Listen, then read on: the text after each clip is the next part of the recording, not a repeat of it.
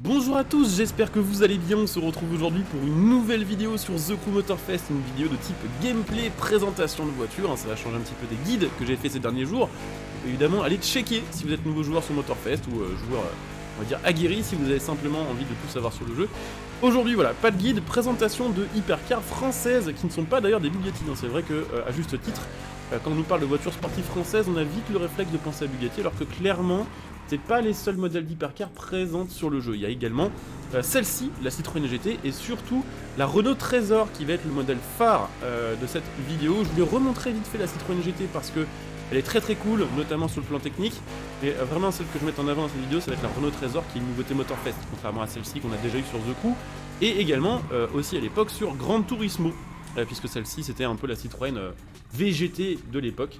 Donc c'était une caisse quand même assez sympathique et ils ont réussi à l'avoir sur The Crew 2 et à la récupérer encore sur Motorfest. Donc plutôt sympathique.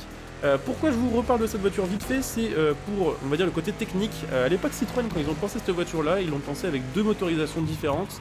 Et les deux motorisations étaient ultra cool. On avait d'un côté un V8 de 5 litres de cylindrée qui venait de chez Ford, qui est je pense du coup la version qu'on a sur The Crew Motorfest, vu le son.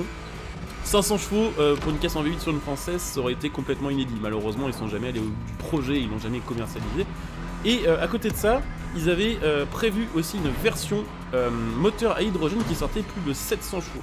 Et ça, c'est pareil, hein, pour des caisses full stock françaises, 700 chevaux, ça n'est jamais arrivé. Donc ça aurait été assez incroyable que ça soit produit. Voilà, peut-être que ça aurait pu donner une nouvelle gamme de ultra sportifs chez Citroën qui aurait pu un petit peu faire concurrence face à Bugatti. Mais bon, ça s'est jamais fait, mais la caisse est quand même super cool avec un design vraiment futuriste pour l'époque, qui est presque d'actualité maintenant au final, hein. Pas un peu futuriste, mais qui ressemble absolument pas à une Citroën, à part peut-être les feux avant et la calandre. En tout cas, modèle très très cool, mais c'est, je vous le disais, pas le modèle vraiment que je voulais mettre en avant dans cette vidéo. Celle dont je voulais vraiment vous parler, c'est la Renault Trésor qu'on va aller récupérer, qui est en catégorie hypercar. Il coûte quand même aux alentours, si je dis pas de bêtises, des 2 millions de bucks sur le jeu, donc c'est pas donné, mais c'est pas non plus la plus chère des hypercars. Globalement, on va dire que pour ses performances de base, la Renault que je vais vous montrer dans cette vidéo est très très chère pour ce qu'elle propose. Elle est en 548, c'est une des moins bonnes hypercars de série. Mais évidemment, on pourra la booster, et vous allez voir qu'avec les boosts, c'est plutôt une bonne voiture. Alors, c'est une électrique, je sais ce que certains vont dire, mais sur The Crew Motorfest, les voitures électriques sont beaucoup plus fun à conduire que sur un Forza Horizon, tout simplement parce qu'ils ont vraiment passé du temps sur le sound design du jeu, pour que chaque voiture du jeu, y compris les électriques, soit fun à conduire. C'est vrai que là, du coup, ils ont pensé à un son un peu futuriste, ça fait un peu vaisseau spatial. Et surtout, il y a du volume, donc ça c'est assez intéressant. Je pense qu'IRL, jamais de la vie la Renault Trésor aurait sonné comme ça, parce que le moteur en fait qui est utilisé pour cette voiture là, c'est un dérivé des moteurs utilisés en formule électrique par Renault. Et clairement, je sais pas si vous avez déjà entendu de formule électrique, mais ça fait juste un son de moustique en fait, c'est ultra aigu et c'est vraiment pas incroyable. Là le son est sympa et globalement la caisse est assez folle. Donc Renault Trésor concept de 2016 qui a été révélé à l'époque au mondial de l'auto de Paris. Donc voilà, une caisse que malheureusement on verra jamais sur nos routes, qui ne sera jamais produite, à moins que dans le futur, avec l'arrivée des voitures électriques, Renault décide de refaire des sportives ou des GT.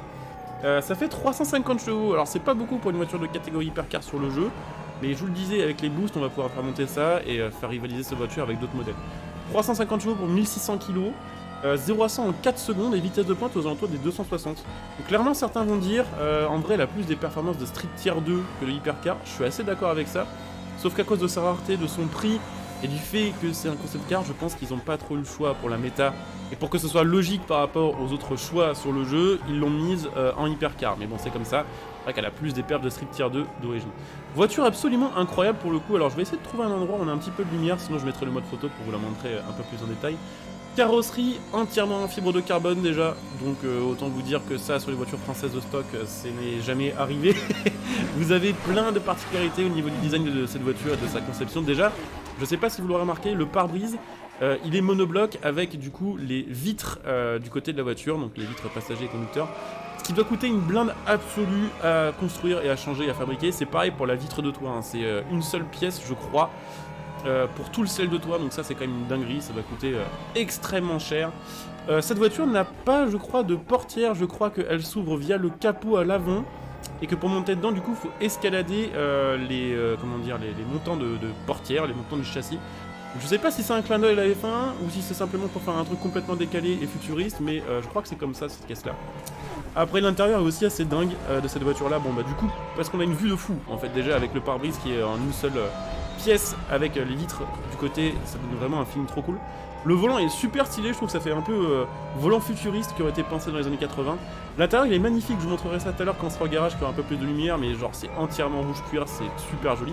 Et surtout on a des animations de compteur qui sont ultra cool, qui représentent je crois les G qu'on se prend à l'accélération et au freinage. Vous voyez là si je freine, ça passe de l'autre côté.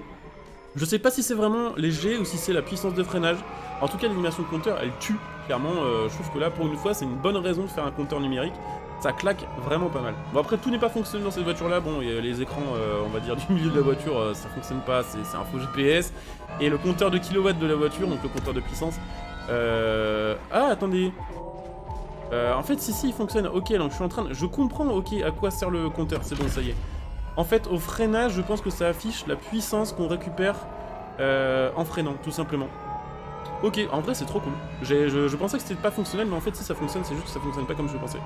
Ok, bah ça c'est trop cool en vrai. Après bah côté performance, je vous le disais de base, hein, la voiture elle a vraiment des performances de Street Tier 2. Elle a peut-être un meilleur grip que pas mal de caisses Street Tier. Peut-être un meilleur freinage, mais côté accélération et côté VMAX c'est un petit peu ridicule. Je vais quand même vous montrer les customisations et on va tester les voitures avec les améliorations, histoire de voir un petit peu quel chrono on arrive à faire. Donc je sais pas quel circuit, on verra un petit peu ce que ça va donner. Mais déjà, les customisations. Alors sachez que sur cette voiture, évidemment il n'y a qu'une seule couleur stock. Et logique, puisque cette voiture n'a jamais été produite, il y a juste une version qui a été faite pour le mondial de l'auto, qui était dans cette couleur-là. Pièces esthétiques, il y a assez peu de choix, il y a uniquement les jantes qui sont customisables. Et si vous voulez des jantes officielles, il n'y a que les premières qui sont d'ailleurs assez magnifiques. Hein. Les jantes 5 branches, on va dire ça comme ça, avec des blocs de carbone dedans, c'est vraiment ultra cool. Et puis la couleur des étriers, c'est-à-dire que cette voiture-là, vous pouvez pas changer les pare-chocs, vous pouvez pas changer l'aileron, vous pouvez pas changer non plus la config de l'intérieur de la voiture. C'est un petit peu dommage pour le coup, ça aurait été stylé de voir ce que ça donnait avec du cuir, je sais pas, noir ou blanc à la place.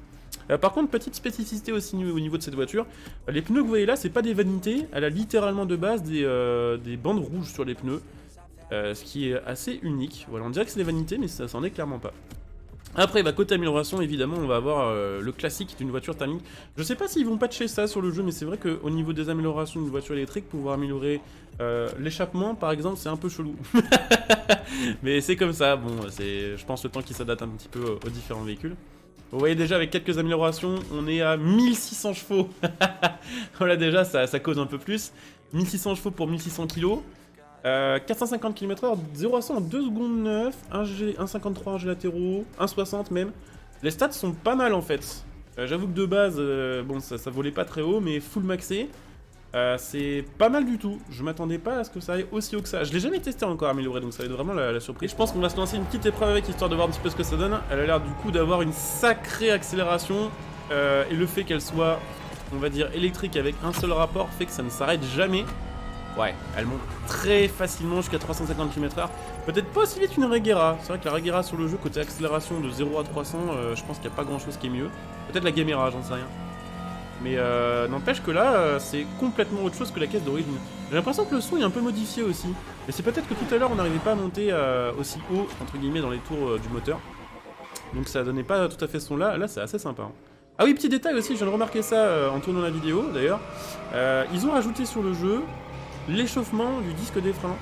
C'est-à-dire que quand vous faites un gros freinage, les disques de frein vont devenir rouges. Et ça, je crois que c'était pas présent sur TC2, si je dis pas de bêtises. Et ça va chauffer selon comment vous répartissez le freinage. C'est-à-dire que si vous mettez en 50-50 ou en 70-30 ou en 30-70 par exemple, les deux disques de frein, enfin les deux, les quatre vont pas chauffer à la même vitesse. Et ça, c'est trop cool. Vraiment, il y a des petits détails comme ça sur le jeu qui sont incroyables, tout simplement. D'ailleurs, sachez évidemment hein, que si pour l'instant vous n'avez pas encore le jeu et que jouer ce genre de voiture et profiter de tous ces détails vous intéresse, faut évidemment le choper à prix réduit via mon lien Instant Gaming que vous trouverez sous cette vidéo, ce qui vous permet en plus de soutenir la chaîne YouTube par la même occasion, puisque vous allez le payer moins cher. Et pour ceux qui le prennent sur le store Ubisoft, pensez que vous avez évidemment le code créateur de la chaîne, le code Equinox, qui vous permettra de soutenir la chaîne en faisant vos achats. Donc voilà, ça c'était pour la petite page promotionnelle de la chaîne. On va se tester du coup l'épreuve Kiss Me Combi avec la Renault Trezor, on va voir un petit peu ce que ça donne niveau chrono. Mais écoutez, c'est parti, on va se faire une petite épreuve avec. Je suis très content en tout cas qu'ils aient sur ce jeu fait la playlist avec Super Car Blondie. Playlist qui est vraiment centré sur les concept cars, ça c'est un peu unique sur les jeux modernes, donc ça c'est très très cool. En plus de ça, dans cette playlist, il y a pas mal d'informations IRL sur les voitures qui sont présentées, il y a un mix d'images en jeu et de vraies images, et c'est super cool. J'espère qu'il y aura un volume 2 de cette playlist là, c'est pour moi une des meilleures du jeu, et qu'au final la playlist Donuts. Alors que clairement sur Forza Horizon, la playlist la story Donuts c'est une des pires stories, mais sur Motorfest ils ont bien géré le truc. Bah, côté conduite, écoutez, c'est pas mal, on a moins d'accélération que ce que je pensais, très clairement. Par contre, la tenue de route est très bonne, le freinage est correct, c'est pas le meilleur, mais en virage par contre elle est très bien. Elle sous-vire pas, elle a pas mal d'appui, on arrive à prendre quand même des courbes 330 mieux qu'une Divo apparemment, donc c'est pas dégueu du tout. On va essayer de profiter un petit peu du boost là pour essayer de faire une petite pointe de vitesse si on y arrive. Faudrait pas que la Ferrari nous bloque. 480 km/h, bon je pense qu'avec l'aspi ou la poussée on prendrait plus que ça, et ça reste beaucoup quand même. Donc très clairement, bon grip, pas la meilleure accélération mais très bon grip. Et puis content de pouvoir vous présenter une voiture comme ça sur un jeu. C'est vrai que des concept cars c'est assez rare que j'ai l'occasion de présenter en vidéo sur des jeux.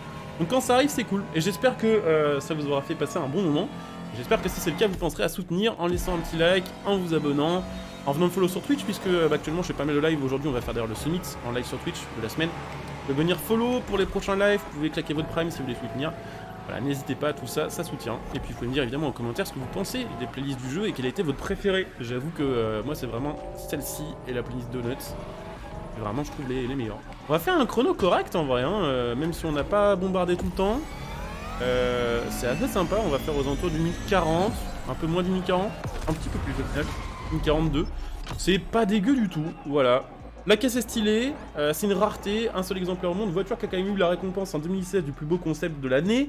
Je crois qu'en 2018, elle a eu 2 prix dans des écoles de design et dans différents concours de beauté de voiture. Donc, vraiment, c'est un truc cool.